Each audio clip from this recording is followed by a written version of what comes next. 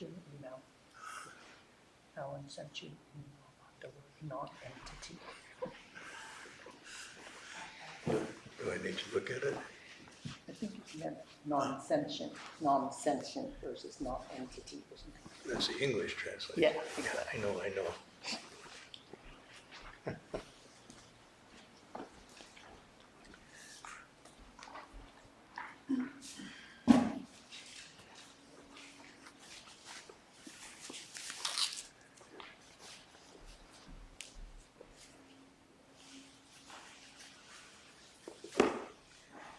I better put my phone off here.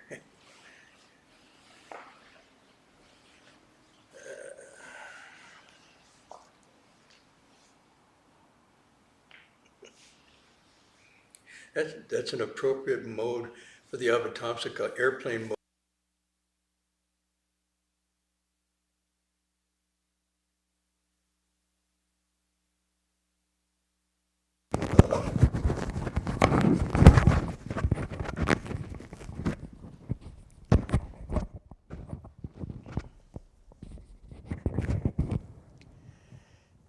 Does that sound okay? All right.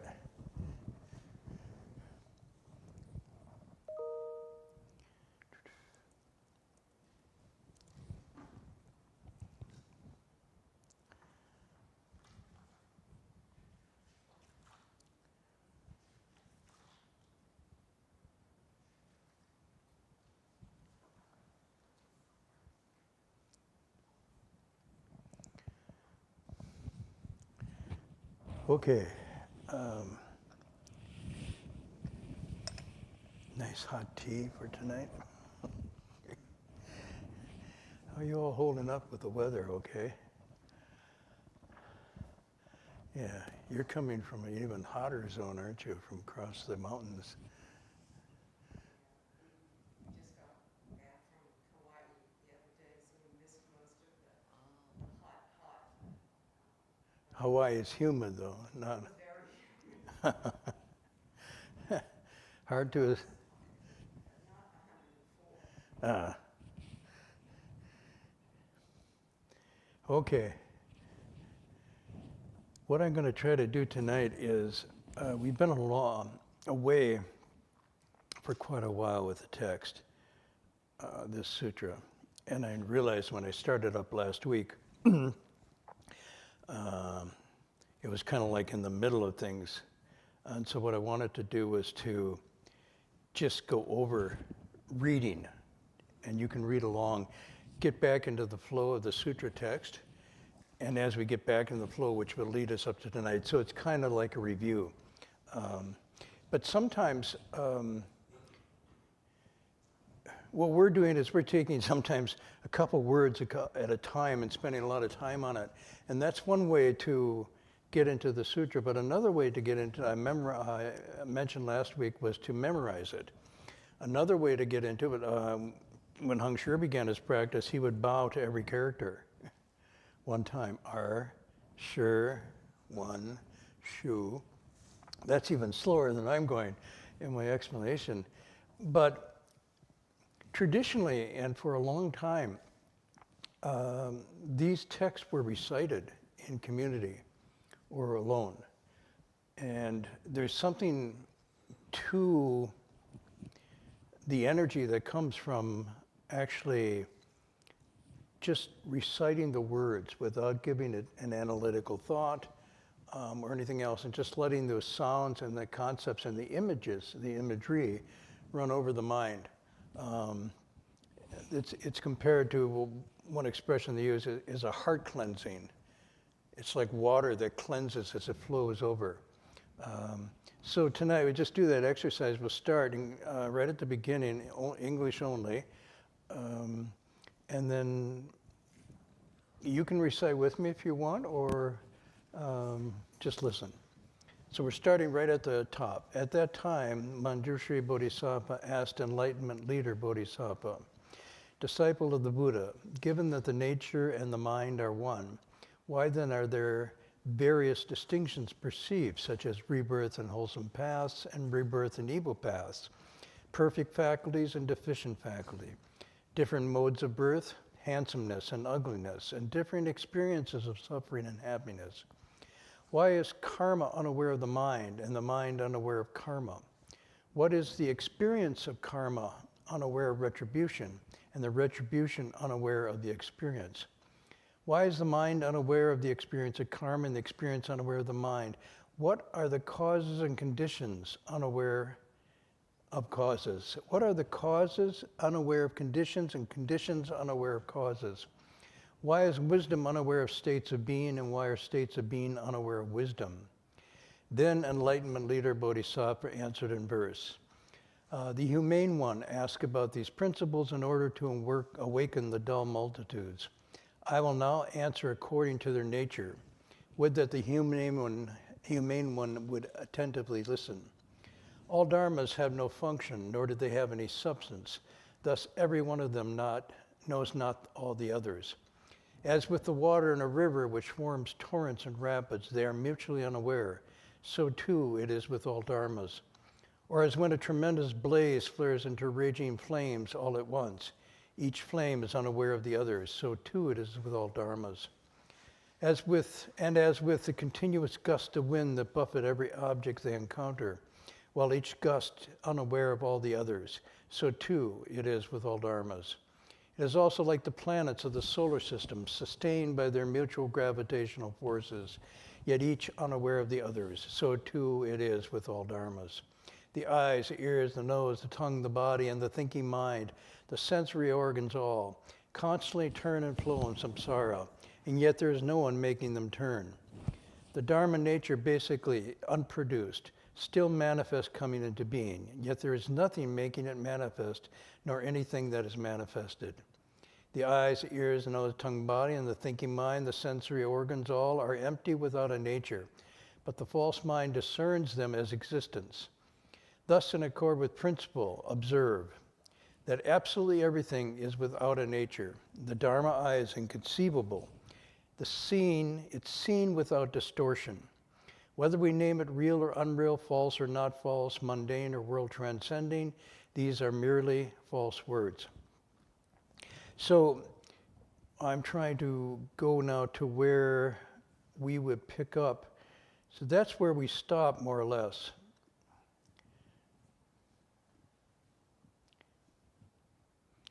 And I wanted to just transition in. So as we look at the new section, it says, at that time, Manjushri Bodhisattva asked wealthy leader Bodhisattva. So another Bodhisattva is being inquired. They're asking each other these questions. My guess is, they know the answers. These are seasoned cultivators. This is obviously for either others in the assembly, for everybody here in Berkeley. They knew in advance that we would be here that night, and they're just saying these questions and answers for us. Maybe these aren't the questions that you have necessarily. On the other hand, they might be. Or there might be colors and shades of these questions here that have to do with meaning, purpose, agency, design in life. And that's what's being posed here. The key phrase is on the above passage that I want to get into, that absolutely everything is without a nature. All are empty and without a nature. These are the last three of the verses. So then we go on, it says, disciples of the Buddha, all sentient beings are non-entities, and so why does it thus come on accord with their opportunities? Why does he accord with their lives? Why does he accord with their bodies, and so forth? So this is where we're beginning to take off now, into tonight. Now, anybody have a question about that? So we just went through this amazing rug-pulling exercise that all dharmas are empty, have no self-nature of their own. All phenomena lack a nature of their own. So it's a really profound statement of the key principle of sunyata, or emptiness. Okay, then what? It's not answered all the questions, right? The questions are not necessarily all answered yet, because the next series of questions start with, all beings are non-entities. I'm going to work on this a little bit. All sentient beings are non-entities. And so, why? There's a question here, why? Does this question come up as you're listening to this at all? I mean, does it make any sense? why this would be the question? Why? What's the point? That's getting to the point. In other words, if all things are empty without a nature of their own, we do it again, that absolutely is empty without a nature, and the thinking mind, the sensory are empty without a nature. So we have both of those. And so this presentation, a lot of people encounter when they meet the Dharma, the concept of emptiness. And it's not a good English translation because all of the affect surrounding it is negative. With emptiness, we think of lack, deficiency, void, missing out, or FOMO, as I just learned today, is fear of missing out, which keeps people addicted to their phones and the social media. But behind that fear, behind that addiction to the media, is the fear of missing out, the fear of it not being meaningful, a fear of emptiness. So emptiness and the way we think about it in our sort of, generally I would say Western, but it's not just Western, our general way of looking at the concept, it suggests a kind of deficiency, lack, even a depressive state. That's not what emptiness means here. And I have to spend some time going into this because emptiness is presented in all these texts as one, the pinnacle of wisdom. And that's why it's rendered as prajna paramita, the perfection of prajna, perfection of wisdom. So this emptiness is, in fact, the summit, the goal that all these cultivators have been working towards and towards realization. So unless they're really in need of therapists, which they aren't, why are they doing this? So this emptiness must be something incredibly satisfying, fulfilling, and rewarding. And in fact, it's called wondrous existence. So it's not the ending of existence, but it's opening of a fullness of existence. Okay, so as we go on, then as you say, if that's the case, one perceives it as everything is empty without a nature, and living beings themselves, this text would suggest, are in fact not substantial real things at all either, then why does a thus come on and thus begins a whole passage basically roll up their sleeves? Why does a Buddha or Bodhisattva roll up their sleeves, stay in this world of conditioned existence, and then work with living beings because they aren't really living beings at all, the text says. You're getting where the conundrum here? I hope so. But then the text goes on and says, there's an according that goes on, accords with their practices, and so on and so forth. So let's go back. So this is a core teaching, and I would say it's an insight of the Prajna Paramita teachings. And the Prajna Paramita obviously is just an expression, perfection of wisdom, but it's also a series of texts that have come to us, a collection of texts. The Avatamsaka itself is part of the Vaipulya collection, the great expansive collection. This text in the Vaipulya is this whole division of Prajna Paramita. So the Avatamsaka is so vast and so deep and so profound that the Four Truths are in it, the Eightfold Path, the Prajna Paramita tradition, the Lotus Sutra, all of the content of all the other texts flow through the Avamtasaka Sutra. You can find them there. It's just amazing. So if you study this one sutra, you're getting exposure to the whole vast teaching of the collected works of Buddhism. They don't always say, now I'm going to say this sutra, that sutra, but this concept tonight that we're dealing with is right out of the Prajna Paramita traditions. By the way, it might surprise some of you that the Prajna Paramita text, many and varied as they are the oldest of Buddhist texts. They're the oldest of Buddhist texts. Now, I mentioned to you last week that one of them, called the Vajra Sutra, is the first printed book in the world. It was done on woodcut. Okay, so they carved the letters into woodcut and then inked and pressed over and produced the first print before the Gutenberg press. Okay, so interesting that this is the oldest. I hope because it's old, it's not the first to go. It gets to stay around a while. Somewhere and they did some carbon, what do they call that? Radio carbon dating of a text, the Prajnaparamita text they found somewhere in the desert of Central Asia. And it's before 184 BCE, the dating of that. So really, we're looking at teachings and insights that are over 2,500 years old as we sit here tonight. That's pretty amazing. Also, the Vajra Sutra, the Prajnaparamita, the Heart Sutra, the shortest, is also Prajnaparamita tradition. The Platform Sutra is in the Prajnaparamita collection, which we've done here and we'll probably do again at some point. Actually, this is when Master Hua came to the United States, he brought a whole pile of Platform Sutras with him. He actually carried them with him. So strongly did he believe that this was central to the whole Buddhist tradition, especially suitable for bringing Dharma to America. In fact, as David Rounds told me, Master Hua came over and didn't have many connections at all. Someone, through somebody else in San Francisco, said, well, go check on, when you go to New York, Master Hua, you can visit, there's a friend of mine there who lives with his wife in an apartment. He's a kind of a writer and whatnot. You can go maybe stay with him and whatnot. He didn't speak any English.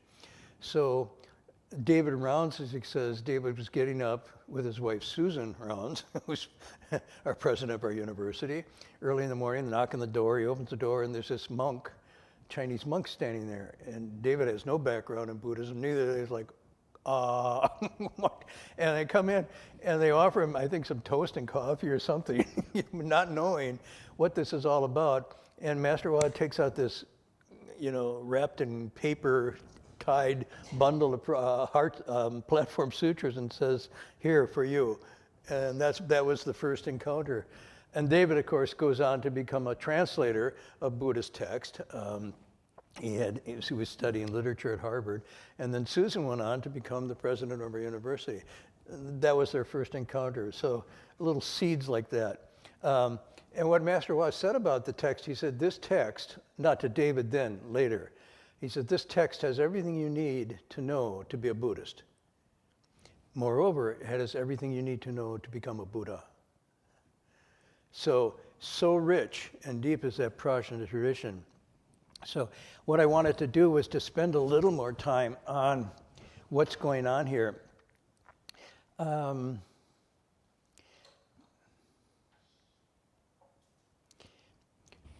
Why is this text, I would say the Avatamsaka that we're looking at night after night on Friday, why is it so important? It's funny, my affinity with the text, this was the first text I came into the monastery with in 1975. Master Hua was lecturing. I didn't know that this was being lectured. I just came, that was my first visit. And so my first contact with the Dharma was the Avatamsaka Sutra. And it continues to fascinate and challenge me after all these years. And the better I get with languages and my study and training, just the richer it grows. It doesn't tire at all. When I continue to ask myself, I was asking myself this morning, why is this text so important? Why did Master Hua devote a considerable amount of his life energy to the lecturing and the promotion of getting this text translated? It's called the King of Kings of Sutra text.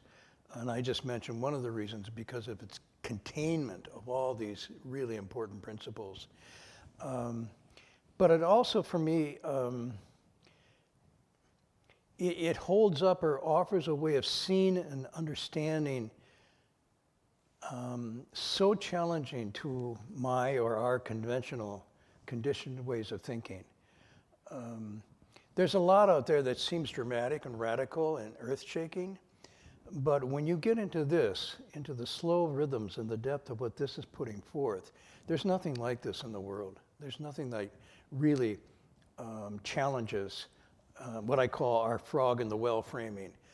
You know the story of the frog and well, so I don't have to go through it. This is from Zhuangzi, where the frog's down at the well and enjoying the bottom of the well, looking up, he sees the universe through the hole in the top of the well, and suddenly, for some reason, whether a bucket goes down or somehow he gets to the top and he looks around and his mind is blown, because what he thought was the entirety of the world, which was this well, and he was looking through at the top, in fact wasn't even a dust mote of reality. And so, in a sense, the stories about our conditioned way of thinking is frog in the well framing. And it works in a way, whether it's whatever framing and thoughts and even identities and ideologies that we construct over our lifetime, starting at a very early age. Some of what we don't even construct is just given to us.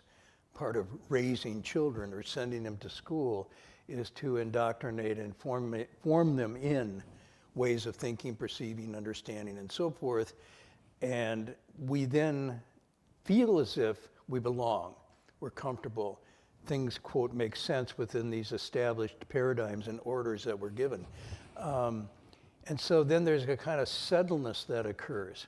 And this is where the danger begins. If you see in the life story of the Buddha, this settledness that he had, which was much more than I ever or you ever experienced in terms of inheritance of birthright riches and so forth, that settledness wore on him like a fog, like a smog, like a burden on his back that and it wasn't that he didn't appreciate it, but the more he got of this, the more he understood that something was wrong. And what he understood was wrong was the settledness was closing him off to the larger reality, birth, aging, sickness, and finally the end of things. And he realized it was sort of like a drug.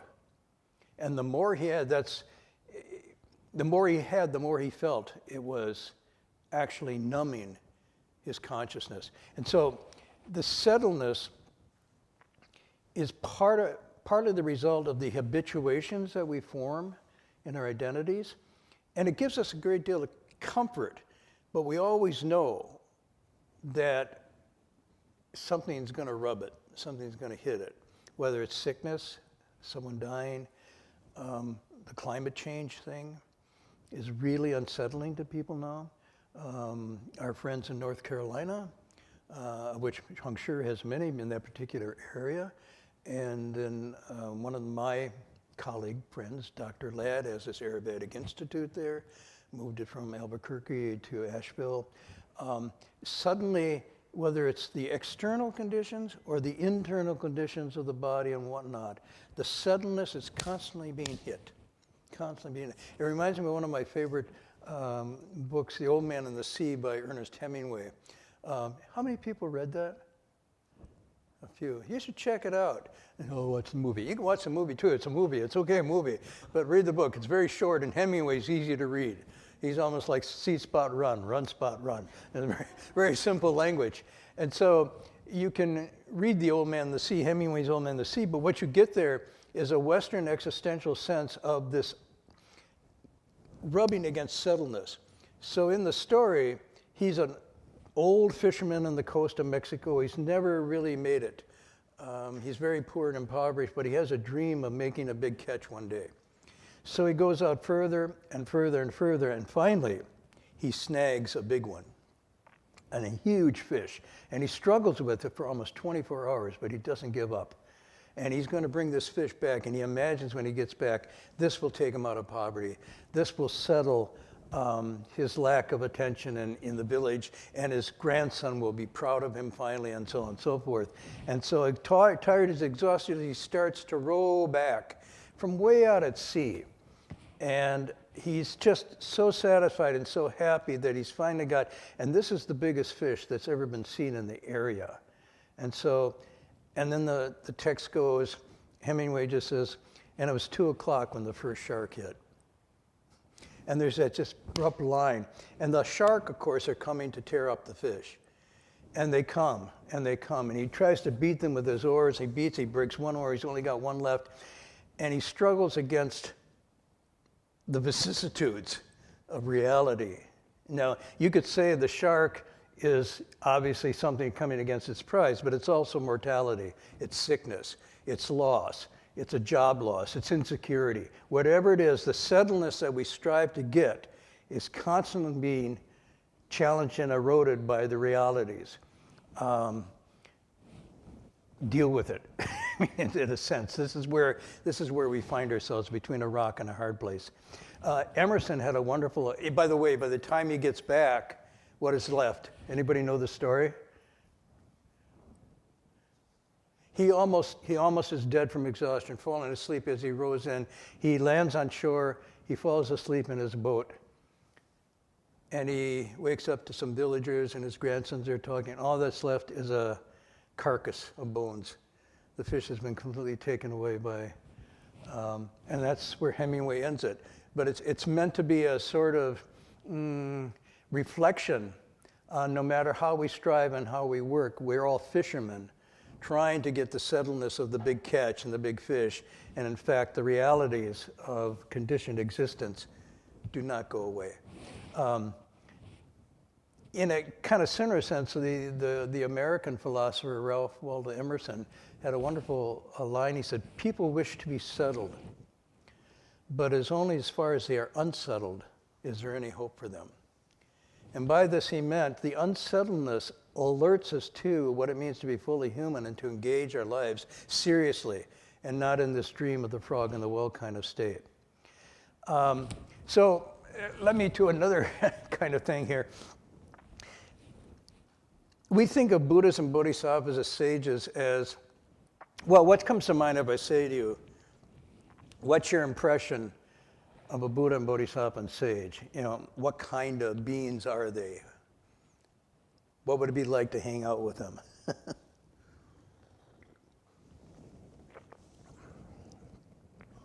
Well, okay, come on. They have the 4 Brahma Viharas, right? Kindness, compassion, joy, equanimity. Guanyin Bodhisattva is always helping people out. Amitabha is promising entry into the Pure Land, which is a kind of settled unsettledness, actually, if you read the text. But we think of them as kind and loving, gentle and soothing, generally, right? Okay. I won't disagree, I'll say yes, but they're also gadflies. Anybody know what a gadfly is? This morning, I was doing Tai Chi. And in this particular weather, when I'm out doing Tai Chi, at that hour in the morning with the dry, hot weather, these little flies come. And I'm doing my standing meditation. It goes in my ear. I gotta shake my head and it goes away. Up my nose. Then my eye, and try to go in the eye and get my eye, and I'm trying to be kind and compassionate, but these thoughts of hating these gadflies come up. So gadflies are the flies that they bite livestock, especially a horsefly, but they're called gadflies. But it's by extension, it's meant to be an annoying person, especially that provokes others into action by questioning, prodding, and criticism of the unexamined. So it's like a spur or a biting fly arousing a sluggish horse.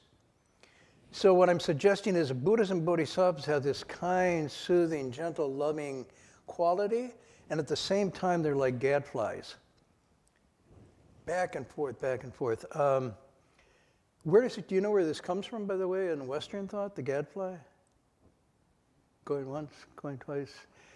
Read the classics. Who? Socrates, which is not a computer system, it's an actual philosopher, early Greek philosopher, sorry. And Socrates was why was he a gadfly?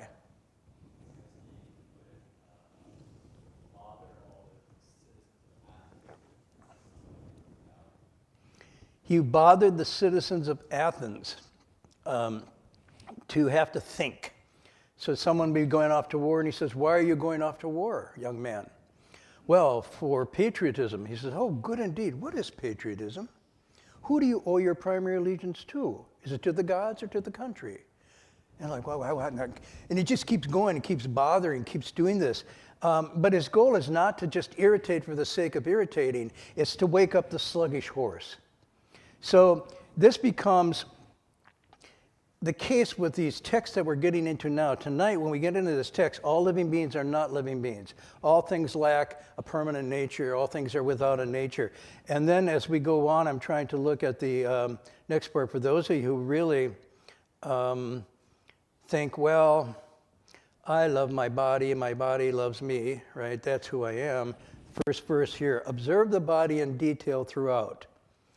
What if it is actually me? One who understands in this way comprehends that there is no self to be found. This is the verse that's coming up, the section we're going into. That's very pleasing and soothing, right? Come on. Observe the body in detail throughout. Where there's a me, where is it anything that you can hold and say, this is me? You lose a finger. Well, you're still a me. You lose an arm. You lose a leg. Where's the me? I mean, you finally just sort of take it all apart. Is there a me left? Anyhow, when I first encountered this text, when I first came in, Master Waz suggested, oh, you could look at this one. It was the Vajra Sutra. So I came to a passage similar to this. There is no self and nothing that belongs to a self. And I closed the book. And a couple days later, he said, so how'd you like that text? I said, well, because I thought I was pretty smart. And I was, okay, I'm going to give a book review like elementary school. I said, well, I found it very confusing. It wasn't very clear. And I thought, well, that's really good. You're a smart kid. And what he said was, is the sutra confusing or are you confused? Is the sutra unclear or are you unclear? Gadfly. So it's like, well, wait a minute. Now I got to go back, and I've sort of been doing that ever since. But I'm saying part of the text and staying with these texts is to let them rub you as gadflies, knowing that this is therapeutic. This is to get at untangling knots of settledness and identity that we think are real, but in fact are like dreams and illusions. We will wake up to them eventually, without a sutra text, without a good knowing advisor, just by the exigencies of life. Eventually, all our dreams, all our illusions, all these pretensions that we have finally start to evaporate with aging, with loss, with the natural, what you would call the attrition of what we get. So last week we were talking a little bit about the concept Li, which are these coherent patterns. And I wanted to maybe go over some of the Li that are coming out of the Vajra Prajna Paramita tradition. But I don't know that I'll have all that much time tonight to go into that. So I think, and I promised last week to do a poem, right? So I will sort of stop here with that and maybe go to the poem tonight. And I want to do something a little different. There's two sections of poems two poems I wanted to read. One, I was telling you about these poems that are coming from what are called the rivers and mountains, the waters and the mountains tradition of. These are contemplative, reclusive poets out of the ancient Chinese tradition, going back probably to the 300s, 400s, 500s. Some of these are coming out of the period about 500 to 700 of the Common Era. And again, very old, but extremely relevant. And the one I chose for tonight to read is by a poet called Shenling Yun, roughly around 400 of the Common Era. And the reason I'm doing this is for a number of reasons. One is to show you that outside the sutras, there were individuals throughout history who seriously try to cultivate according to these principles and investigate things. And one of the things that these poets found in particular, that getting close to nature, to the mountains and the rivers and the wilderness, was somehow a better mirror or sounding board for the rediscovery of their own mind and natures. It was both healing and revealing. Both healing and revealing. And so they would look for Li, which originally are the striations or the veins or the markings in a piece of precious jade, that they're built into the jade, and they reveal a sort of intrinsic pattern. And so Li has to do with the deep underlying principles that make sense and that we can live by. And so you have an expression, Dao Li, meaning sometimes translated as truths. That's another way that they render these. But these are not debatable, philosophical, argumentative truths. These are truths to be experienced and observed directly through your own direct encounter and experience, and not to be taken just as philosophy or ideology. And so along with Li, the principles is to investigate and to access Li. And how do you do that? How do you activate that in your own process?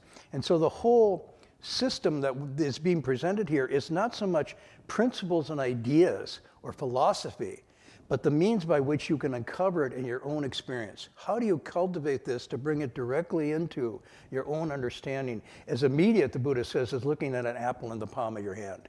So it's no longer faith. It's no longer speculation. It's no longer argumentative intelligence. It's, I know this. I know this directly, and it makes sense to me. This is what's being offered or proposed in these texts. These are not so much philosophical treatises to take in as sort of blind faith, but are actually doors and methods of cultivation to understanding. How do I become different upon reading this text? What do I have to do to understand Li? Because it's not enough to just take it, oh, Marty said, or Master Hua said, or the Buddha said. So what? I know is where you're going. And the Buddha in one text says, only when you know for yourself that something is this way can you be sure that you got it. Otherwise, it's always secondary. So this is the primacy of what these teachings are doing. Anyhow, I bring these poets up because I think they really seriously tried, and in some ways were successful at accessing this. What's interesting, too, is the way they pass it along is a poetry and not treatise discourse. Because the poetry is the closest you get to a finger pointing to the moon without actually touching it. It's the most direct sort of intellectual, emotional expression with the minimum use of language, and it evokes the whole range of our knowing, aesthetic, philosophical, spiritual, intellectual. Good poetry is almost like music in that way. It touches us in ways that philosophy can't. Anyhow, I've got a number of these books. This one is called Mountain Home, The Wilderness Poetry of Ancient China. And one thing it says about this is very interesting. They follow the river and mountains tradition. And throughout the poems articulate the experience of living as an organic part of the natural world and its processes. And then this line, and in an age of global ecological disruption and mass extinction, and this is true, mass extinction is happening. If you've read the latest UN reports, we are losing thousands and thousands of species a day to our development. Okay, so disruption and mass extinction, this tradition grows more urgently important by the day. And so here we have a tradition that's, what, say 1,700 years old? And this text, 2,500 years old. And ironically, these are more important and relevant now in the 21st century than they were maybe at the times when these were written. And I would say they'd be shocked to see how far we've come. Any event, so tonight I want to read you one poem, and I'm going to do it in this fashion. When we were studying with Master Hua, whether we're studying Confucianism, Taoism, sometimes poetry like this, Buddhist text, he would have a little, like a little container, you know, like a tube container. And in the tube container, he had these little chopsticks with our names written on them. So everybody here would have their name on a chopstick. And it didn't matter where you sat. You sat up front or you sat at the back. There was your name. And then he'd say, tonight I'm going to read this poem. So he'd read this poem. I'm going to read it to you. And then he'd shake it until a couple came out. And then he said, oh, Ellen, come on up and tell me what this poem means to you. Oh, Jason, come up and tell me what this poem means to you. And you come up and say blah, blah, blah, blah, blah, blah, and everybody listen. And then he'd say, oh, Nam, come up and tell me what you thought Ellen said. Was that wise or not wise? What did you think of that? Now remember, your turn will come when you'll be up here and Ellen will critique you. And so he called this method developing inherent wisdom. So what I'm suggesting tonight, I'm going to share with you this poem, which is rather long, and some of you might say, oh, I can't do it, it's too long. I'm going to give you a shorter poem, only 4 lines, and what I'm going to ask you to do is, not tonight, but go home, and can we get the poems online, Locke? Yeah, which poem? Well, the one I'm going to read, and then another poem that I'm going to give you, but Alan is translating tonight, so he'll be able to get these poems in Chinese and English up on the website. And I'm going to ask you if you want to, okay, only if you want to, but it'd be fun. Go back after you hear the poems tonight, and in about 200 words or less, give an interpretation of the poem or a couple lines from the poem, what it means to you. What do you think it means? And the thing about this, there's no right or wrong answer. So it's very easy. Master Hua said there's 1,000 ways of illustrating wisdom. There's not just one. It's like a multifaceted jewel. Each puts out a very shiny light of its own, depending on the light shining on it. Each of you has a share of this. So there's no right or wrong, but see what you can do. So I want to share tonight this poem, and then I'll give you a shorter one for those who, you know the story about sweep clean, right? Anyhow, those of you who are the sweep clean mind, which is sweep clean, that's all I can remember. What does that mean? Sweep clean, sweep clean. I can't memorize the text, but I can memorize sweep clean, sweep clean. Xianling Yun comes from a very well-off family and a turbulent political world at the time. I keep reading these Chinese poems and everybody's in political turmoil. There's not a time that it's not a political turmoil in China. And yet these individuals seem to be able to write their poetry and get the sutras out in spite of that. He lived in this turbulent political world and was involved in it because if you were smart and passed the exams, then you were into the system of being a minister or Nothing? Oh, okay. That's what the text was about, nothing, you got it. He caught up in this political world, but he was a recluse at heart. Now this is very interesting because immediately I identified this from my own background. Aren't we all maybe a little bit like this? Finding our body in one world and our heart in another. And it doesn't have to be even at an early age. I mean, even at school, even in religious education, I always found myself, my body was here, but my heart and mind was someplace else. No matter what it was, jobs, relationships, marriage, blah, blah, blah, there's always this. And this is what I mean by that unsettledness that's built into the nature of things. We take it as a negative, but isn't it maybe a bit of a gadfly prodding us to wake, that the actually unsettledness of this. So he retires to the mountains on the seacoast of southeast China, and he has a awakening experience as becoming the emptiness of non-being. Mirroring like a mirror, being as it unfolds according to Li, this inner pattern, the inner veins and markings of a precious pace of jade.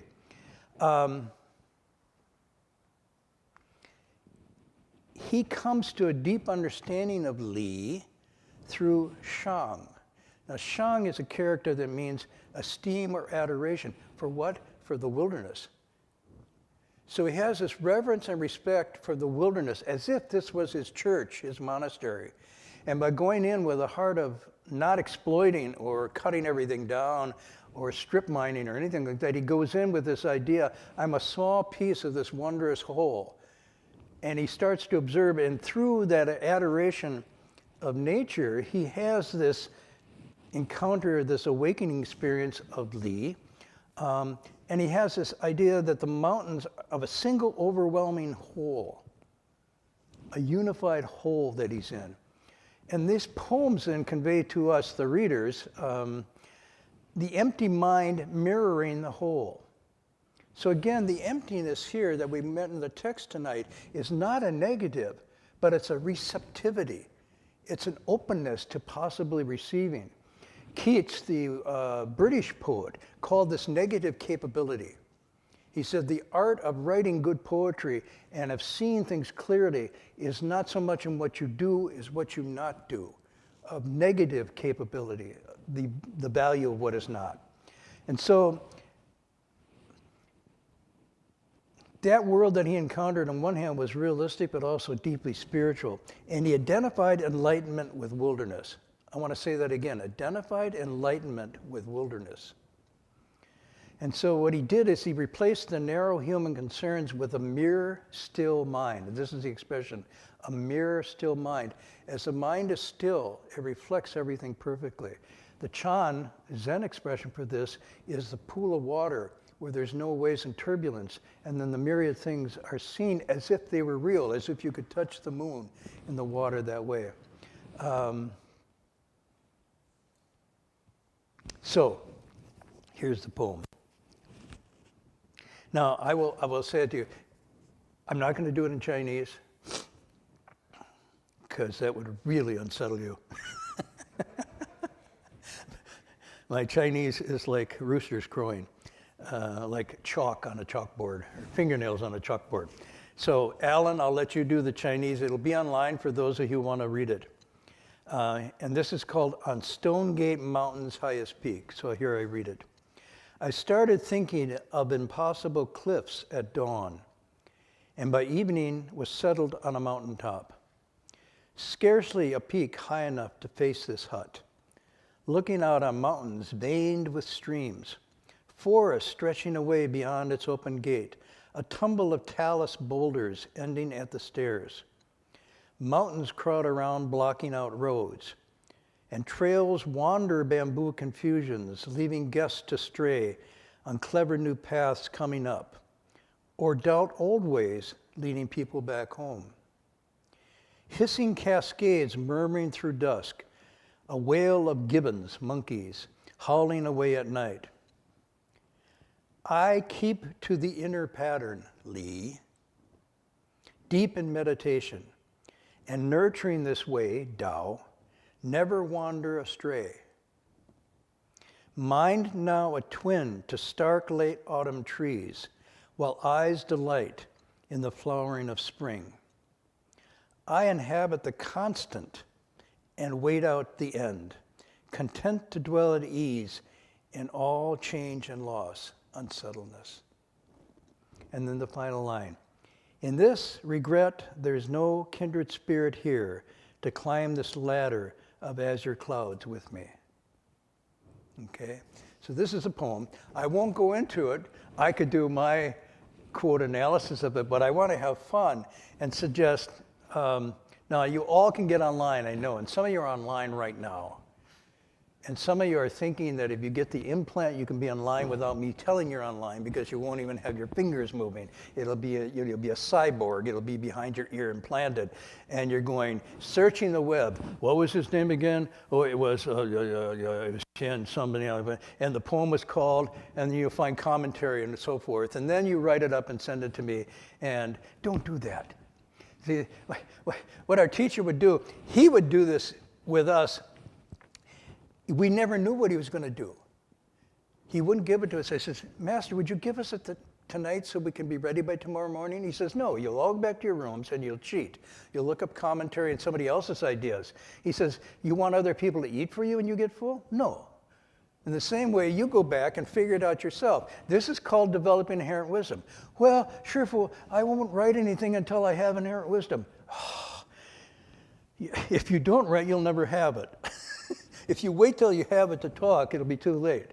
The way you get it is by struggling to write it. Oh, okay. So you go back and then you'd wait and you come and then you'd have it there and then the names would come out and you'd have to be on the spot. Look, I'm very nice. I'm giving you a whole week to dwell on this. Don't go online and look up all of this, okay? Just have fun. See what you can do on your own with this poem. Okay, so the other poem, for those of you who thought this is too long, I'm a bear with little brain, as Winnie the Pooh says. So here's another poem. This poem is by Li Bo. I once did Li Po and I got it corrected. So he's known as Li Bo. Anybody know Li Bo? Is he famous? Yes, he's very famous. His time, anybody know his time? He won the Nobel in 1938. No, okay. 750, around 750. Okay. So here, it's only 4 lines. So those of you who can't do the longer poem, because only really smart people can do the longer poem. I hooked up a number of people here. I'm really smart, I can do it. I'm not going to bother with this 4-line stuff, that's kindergarten. Okay, here's the shorter poem by Li Bo. The birds have vanished into the sky, and now the last cloud drains away. We sit together, the mountain and me, until only the mountain remains. Once more. The birds have vanished into the sky, and now the last cloud drains away. We sit together, the mountain and me, until only the mountain remains. So that's a shorter one. Submit through the online thing. I'll look them over and I'll share next week, maybe read a couple of them. If you want to be anonymous, you can be anonymous. I don't really care, but I just want to kind of do this exercise of engaging you in these ancient texts to see if something triggers, is there a little bit of a catalyst, a stirring here. Because although these are old, they're not timely. They're timeless. They're very timeless. And they're timely now because they're not dated. And these sentiments are very, very accessible. Now you might go and say, what are birds? What's the sky? What's the clouds? What do they stand for? What is the symbol? You can do all kinds of things with this. And what does it mean? Only the mountain remains, and so on and so forth. Okay, so have fun. And then next week we'll come back and continue with this text and go into it, but also have a little shared inquiry around these poems. This is, by the way, what we do at the university. We read primary text. The students come in without computers, without their phones. We read it directly, and we ask them to go through a close reading to see what they can get out of it through a close reading. When they first come in, it's very awkward. They're used to external authorities. After a while, they start to get a little more skill, a little more confidence in coming at these texts directly. And pretty soon, they almost are in conversation, and these old texts actually become living presences. So this is very unique. It's not happening anywhere right now in the world that I know. I know you all say it Ivy League, but Ivy League just puts this in their catalogs. They don't really do it anymore. Sorry. Ivy League is about money, jobs, get a good job, get a good education, that kind of thing.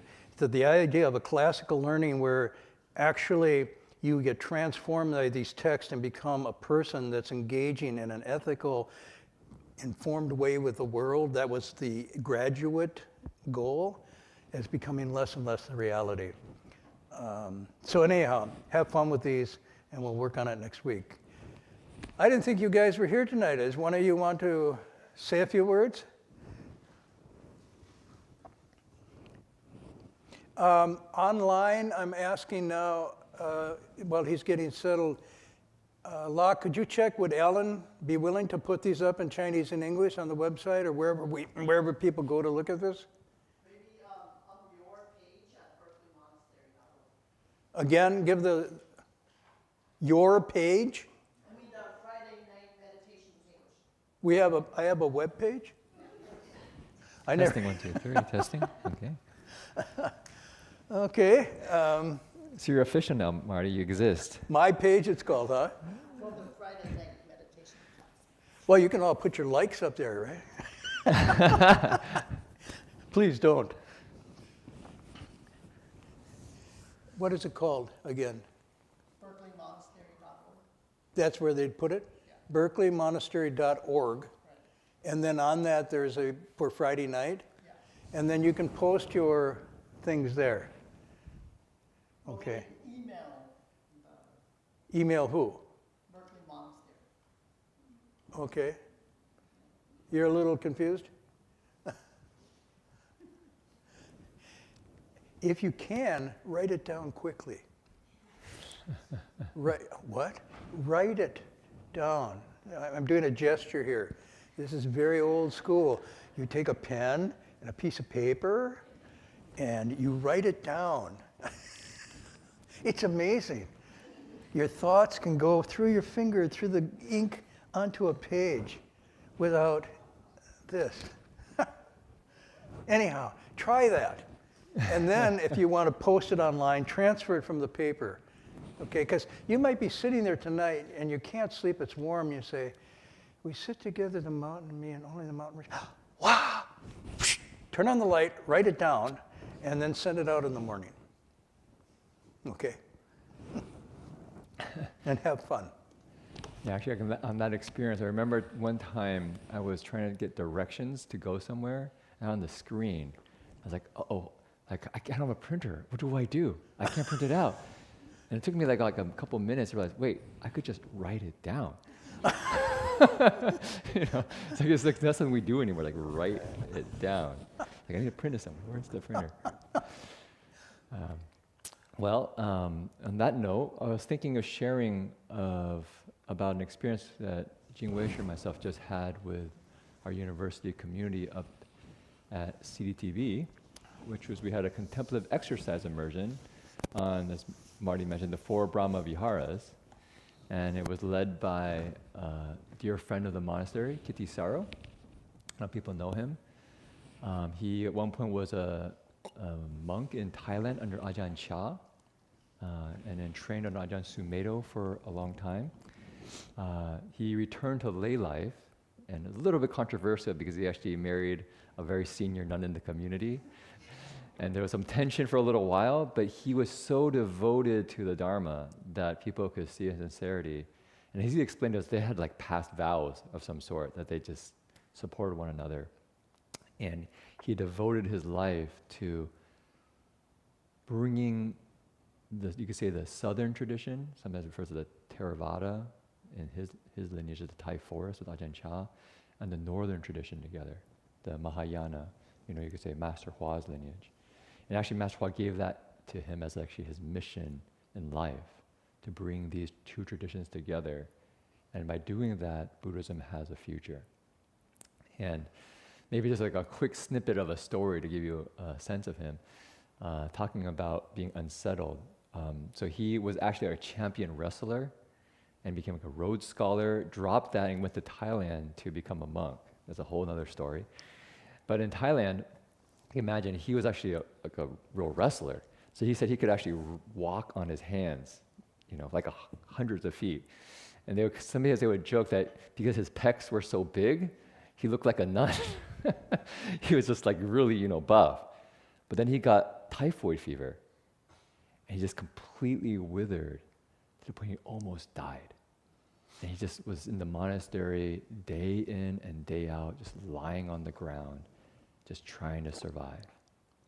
And he said Ajahn Sumedho, really wanted to help him get better, and had him see doctors, and encouraged him, and would look after him, and just said, I saw you so vigorous in the monastery, I really want you to get better. So he actually at one point went to Ajahn Sumedho to the UK. Was it in Chithurst?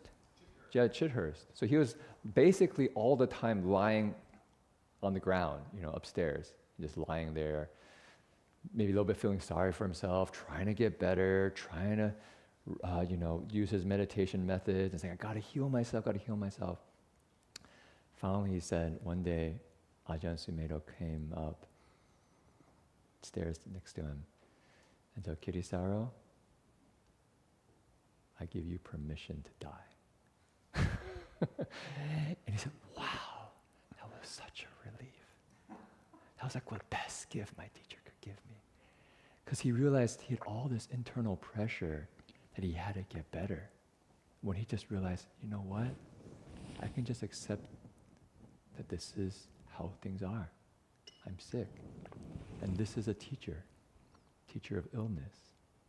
As Marty talking about this unsettledness. Everything's uncertain. And so this teaching of illness was a major part of his training. And when he came to teach with us, this kind of deep groundedness that came from having seen, you could say, death and illness very close, and work through it, not through willpower, but through actually humbling himself, was really apparent. And I was thinking of sharing a couple of snapshots from the CEI.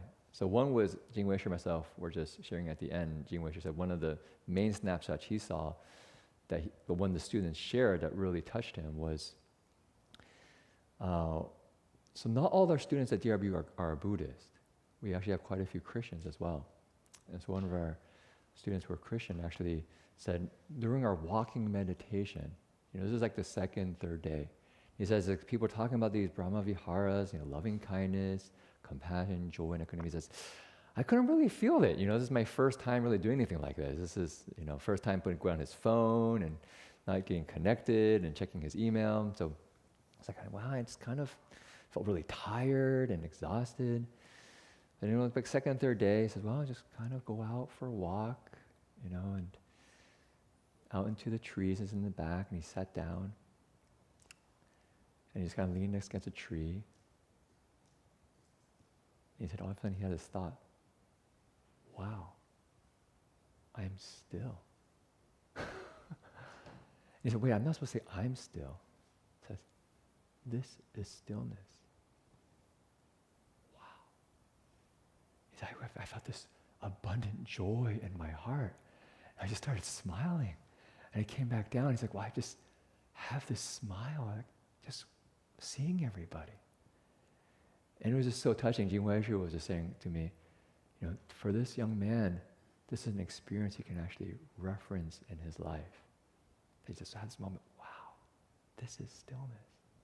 And just feel this joy just kind of rise up from his heart. As Marty was saying, you can't take that away. You taste something and that you know for yourself. And in our current society, where we have so many digital devices, where I don't even remember I can even use my hand anymore to write on a paper because I have to look for my printer, right? It's like, wow, we can find something sustaining from inside. So to me, that was a really, also a very powerful story of this student. Actually, before he said, after his stillness, he said he had this stillness and sense of joy. He said, wow, I am so grateful for God. And then he said he came back with this huge smile. So he was like, wow, from this experience, he connected something very deep in his heart, reawakening something. So that was one story.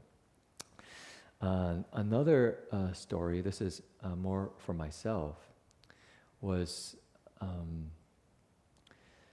Kittisaro is somebody who is extremely appreciative.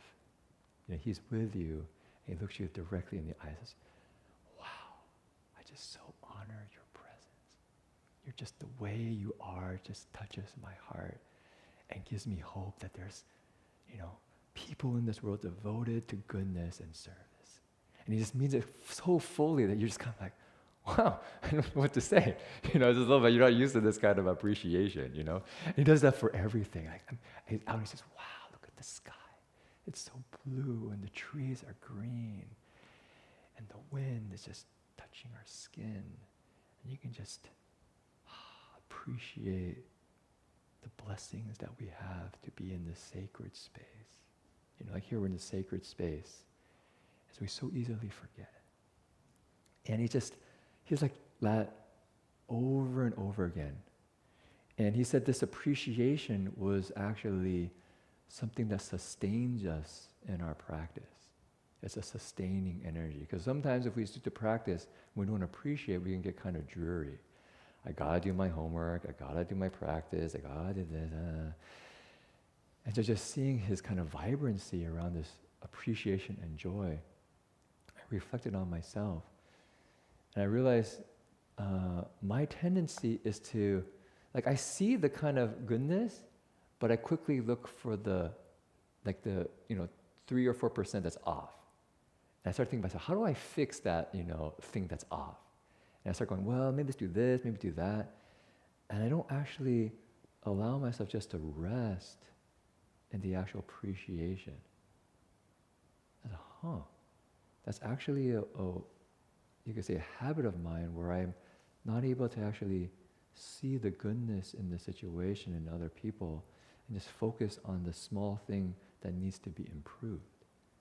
And I realize what happens for me is then I actually a little bit disconnect from my heartfulness and then relate to people from my critical mind. Even if it's a helping kind of trying to improve things, it's still this place that the heart isn't so connected. And what I saw in this experience is when I was starting to connect back to my heart, I was like, wow, I can be much more present with other people and just appreciate them for who they are without needing to go, oh, maybe this, how about let's do this, or maybe you need to do this. You know, it's like, just settle in the appreciation. So that's something I really came away with that I wanted to work on, was to not go so quickly to fixing, but give a little bit more time to appreciation. And I was going to say what Kittisaro shared for these 4 hearts that I wanted just to give you as a kind of snapshot. So he said metta, or loving kindness, is like this blessing. It's like just blessing everything. It's like a welcoming. And he said this karuna, this compassion, is this healing that comes from this deep listening at ease to what's actually going on. And this mudita, this joy, this appreciative joy, is this sustaining energy. It sustains us. And it comes from this rejoicing, appreciating, being inspired. And the equanimity is this grounding. Kind of gives us this ground. It comes from this clear knowing, this clear seeing. So yeah, I was just found out to be very clear explanation on these 4 Brahmi hearts in a very existential way. So, okay, last snapshot, and that's it. Well, so the students made a thank you card at the end, and and the students actually drew a lot of Hello Kitty on the card. One of the students, and then and actually she had a pretty profound reason. She said, one is Kittisaro's name is Kitty, Kittisaro, so it's Hello Kitty, it has a connection. But she said actually the people know who Hello Kitty is? I think some people don't know. It's this little kind of cat, right? Very cute. I know probably many of the Asian community here, they probably know. It's even on the planes in Taiwan. You see some planes have a Hello Kitty drawn on them. But she said that the maker of Hello Kitty drew the kitty without a mouth because they wanted to show that this kitty would listen to you. They said, wow, that's really what Kittisaro you represent. You really listen. I thought, wow. I don't know if that's the truth or not. I don't know if the Hello Kitty more experts than me. That's what she said. And so anyway, that was, to me, it was actually very interesting kind of like, huh. Yeah, and later he told us, actually, some people actually call us as a kind of a nickname for him, Don't Kitty. start this where you, Hello Kitty, God. Yeah. So, anyways, it's definitely a particular aesthetic, let's say it that way. So, okay. So that's from our CEI. And it was really quite wonderful to be able to spend 3-4 days just to really contemplate these 4 hearts, kindness, compassion, joy, and equanimity with the whole community. Yeah. Announcements, anything? Well, we have actually a gathering at Rota Vihara. Is it October 6th, right? Sunday. This Sunday, I think it's October 6th, we'll be doing some more kind of work in the forest to prepare for the fire season and also the winter time. And also a chance to be the community and recite together, practice the 4 boundless hearts. We have, I think what else do we have? James Baraz will also have a day-long here at Berkeley Buddhist Monastery on October 6th. And then the following Tuesday we'll have, we just had that, okay, right? The Ajahn Pasano? Yeah, we just had that, yeah. Dharma Recovery this Tuesday. So it's kind of people who are, dealing with maybe some addiction or something, or just all of us dealing with addiction. How do we use the Dharma to kind of find a way out? Yeah. Okay. Yeah, and we will be leaving for China on October 11th for 2 weeks to see for a World Buddhist Forum. So, yeah. Okay, more stories from around the world. How about we dedicate merit and Don't forget to submit. yeah, submit your poem. And for the people online, they didn't have to be here, they can submit too. Yeah, you can submit your Any poem. country you're in, any world you're in, just submit. Go ahead. No prize.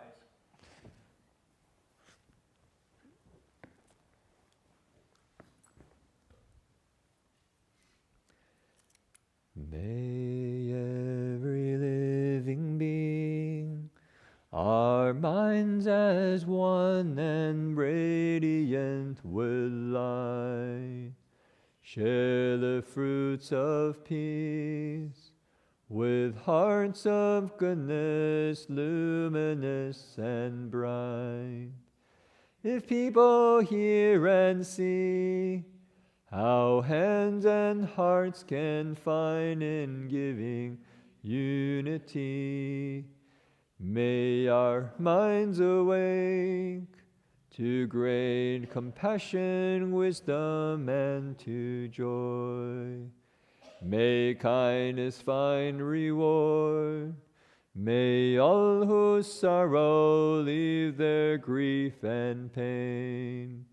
May this boundless light dispel the darkness of our endless night. Because our hearts are one, this world of pain turns into paradise. May all become compassionate and wise.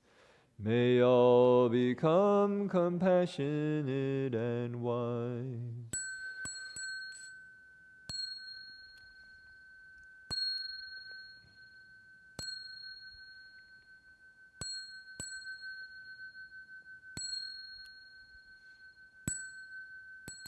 Bow in respect to the three jewels.